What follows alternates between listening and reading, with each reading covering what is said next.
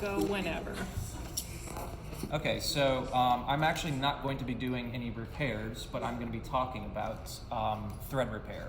I wanted to kind of do a survey of different thread types from different materials and different types of screws. So, and to be clear, what thread repair means is that any type of circumstance where you find yourself needing to put a screw or a bolt or some sort of fastener back where it was before, or somehow refasten something, and you're not making something new necessarily, but you're trying to repair something old. So I'm going to kind of go through first some theory of threads. I've got a variety of different fasteners here. Ignore the toothpicks; those are not fasteners. So different threads are made for different materials, and I'm just going to kind of reference what I've seen other people do in a not too critical way, but a lot of times I've seen a lot of fasteners used in the wrong kind of way. So let's start from just in random order. So this right here is a very coarse threaded screw. It's a bolt, or it's lag nut, or whatever you want to call it. People have different names for them.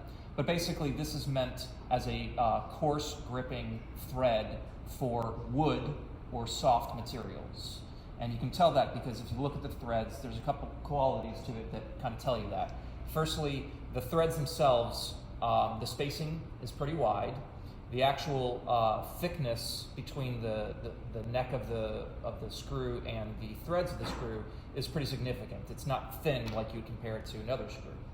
The next thing is that the threads themselves are sharp, and that's really important for materials that are being bit into and being cut in the process of being threaded.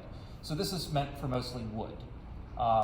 If you try to use this in anything else, you're most likely going to screw it up. Sometimes, and I've seen this used in concrete, I've seen it used in,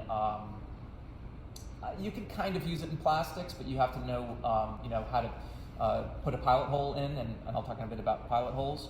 But this is meant mostly for wood. So the next one that I would draw your eyes to, this is another screw. This is technically a sheet metal screw, but in my opinion, if you go to Lowe's and you get the wood screws, these are much higher quality. So they both have the same thread shape to them, but these are much stronger screws. So these are why I use these. That's why I use those. And you can kind of look at it the same way, the way that the threads are shaped. So there's that. Then there's a drywall screw. Now I actually forgot to bring the famous black drywall screw, but those are not actually meant for screwing into drywall. Those are meant for screwing drywall to wood. Those are wood screws. Don't use them to hang something on the wall that's drywall or the legs. And instead, what I would recommend is what is called a Walldog Screw. You can find these at Lowe's or Home Depot. You can find them anywhere pretty much. And what's really great about these is that they've got an extremely coarse thread with very wide spacing.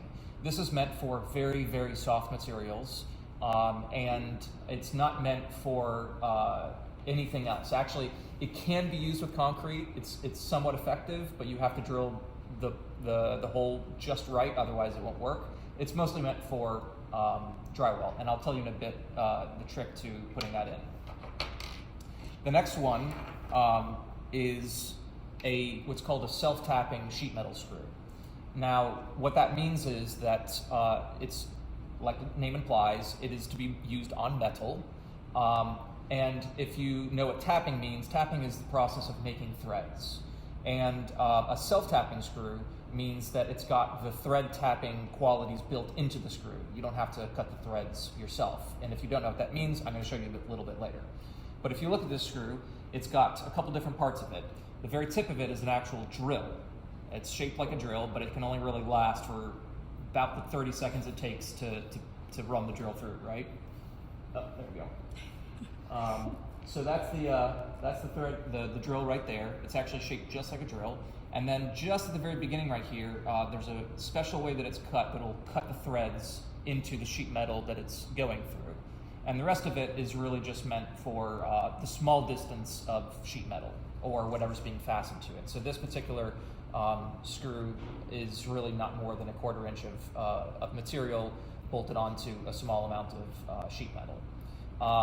The reason why they have a hex head on the top is because the only real way of applying these is with a special driver bit that's got a magnet built into it, because you have to drive it with a high speed like you're drilling, and then once it's caught on the threads, then it'll start going really slow, and you have to do that right. And the only real way to do that is with a special driver. You'll end up breaking things or having a very hard time doing it otherwise. So that's a sheet metal screw. Now we're going to start entering into the metal zone. Now for metal, if it's not tapped with a tapping tool, you're not going to be able to do it, period. Because it's too hard. Metal's a very, very dense material, and the fastener itself will not be able to cut the threads while it's being run. So the process of cutting threads, it's called tapping, is done with a tap. And I've brought a few taps with me here. The structure of a tap is really just a screw of a hardened steel that's really sharp. So if you can see this here, this is called a spiral tap. I've only used this one because it looks really, really sharp and you can kind of understand what it does. But the more common variety is something like this. This is what you'll find at Lowe's if you want to buy one. And this is got a drill at the front that drills the pilot hole, which is very, very important. It has to be an exact size. And then it's got the thread cutting on the next side. Depending on the material that you're cutting, whether it's aluminum or whether it's steel, you'll want to use a different lubricant. For aluminum, I recommend WD-40. It works great. For steel, any motor oil will honestly do. There's specialty lubricants for both, but for conventional application, WD-40 or regular oil will do. So this thread right here is a 1024, I think it is. Yep. And so this is what an industry tap would look like. And you would cut it, pre-pilot it with this, I think it's a number 25 drill. So you drill first with this, and then you come along with the tap. And now I'm going to start talking about repair. I'm going to segue right into repair and kind of go backwards. If you find yourself in the position where you have a thread in a solid piece of metal, like let's say that it's you've got a lawnmower and it's got a thread that's been stripped out. You have a few options. One option is that you can try to repair the thread. Like let's say that it's not too bad, it's just a little bit galled up. You can identify what the original thread is. So let's say that the original bolt was this one right here. First off, replace the bolt. Putting a bad bolt into a newly repaired thread is going to produce another bad thread. So start first with getting a new bolt. Secondly, this is a 5/16 18, I think, bolt. So if you can go to Lowe's and you can get the tap that's that size, then you can come in with that tap and re-thread the tap. So imagine that this was your piece of metal, and in there is a, I believe 1024, I'm lucky today, thread. By the way, I'm saying 1024, these are the size, the diameter, and the number of threads to the screw or bolt. So let's say that you have a broken or a misthreaded piece of metal. You can take your tapping and re-thread it. Now, you'll not be able to do it as easily as this. You'll probably need some sort of wrench to hold it, or if you happen to have a tap wrench, you can do that. But it's going to be something kind of like screwing in a screw, but you're gonna need to find the place where, like, okay, that's the right spot. You just need to kind of coax it in really, really gently, and until you feel like it's cutting nice and smooth, and then it's screwing like a screw. And once you're there, you unscrew and you're all good. If the thread is so bad that you can't do that, you can drill it and then tap a larger thread into it. That's always an option. It's not always an option, but it's an option if, for instance, the material has enough width around it that it can support it, or if that's just something that you want to do. There are other ways that I'll get to now of repairing a thread without actually cutting new threads. So this right here is a rivet nut.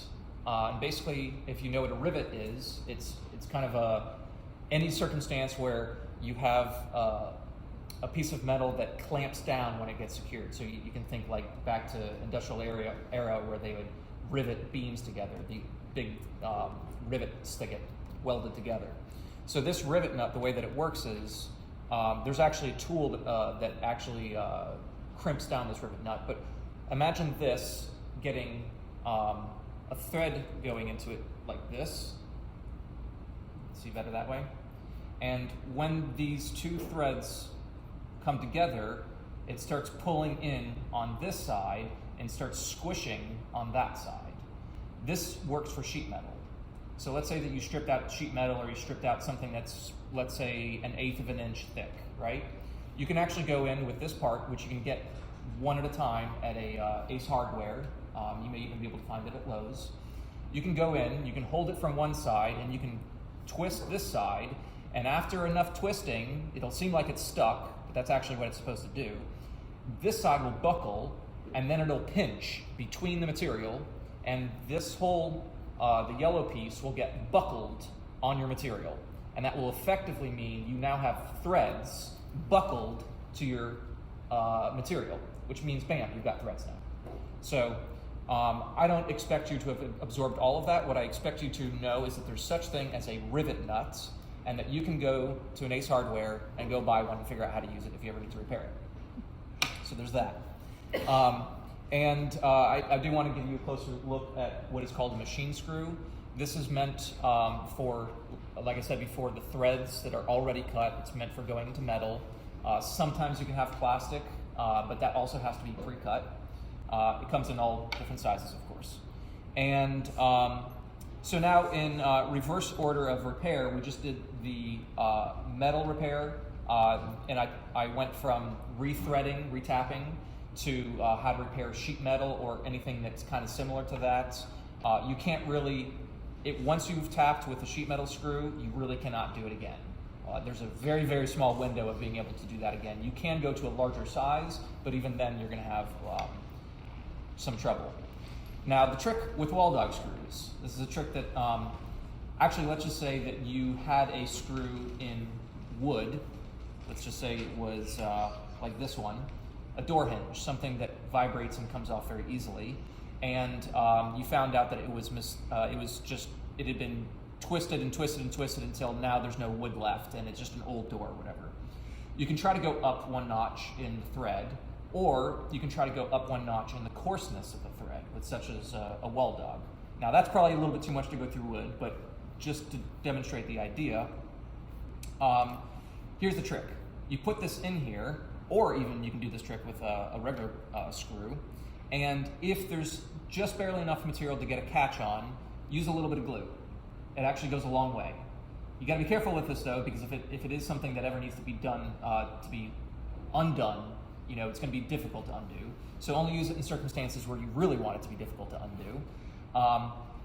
Wood glue is very, very good. It doesn't need to be that strong of an adhesion for it to hold really well. If you want it to be truly permanent, use Gorilla Glue. This stuff is amazing. It goes a long, long ways. If we were to take it up one notch in difficulty to a big hole that is very, very difficult to get any grip on, the old-fashioned trick is to take toothpicks or any sort of like splinter of wood and insert that in there. But it does not last very long. And you really do need to add glue or Gorilla Glue. Like this is standard Elmer's glue. You can use wood glue. You can use whatever you want. But the trick is to really add expanding glue like Gorilla Glue, because what it's going to do is it's going to hold the toothpicks in place. It's going to fill in the gap around it, and it may actually even stop rotting or other creatures and vibrations from deteriorating the wood that is around the thread. So that's the trick for wood.